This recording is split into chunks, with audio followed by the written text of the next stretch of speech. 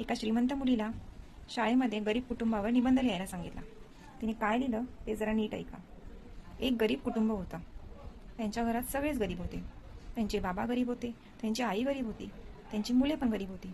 त्यांच्याकडे 4 नोकर होते, ते सुद्धा गरीब होते. त्यांच्याकडे मर्सिडीज कार होती, ती पण तुटलेली होती. त्यांचा गरीब ड्रायव्हर त्याच तुटलेल्या कारमधून त्या मुलांना शाळेत सोडत असत.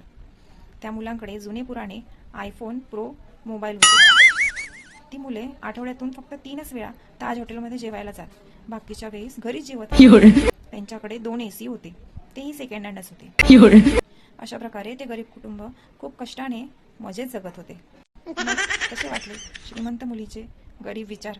म्हणजे आपण ज्या परिस्थितीत राहतो त्याचा आपल्या मनावर किती परिणाम असतो आणि दुसऱ्यांच्या परिस्थितीचा आपण विचारही नाही करू शकत.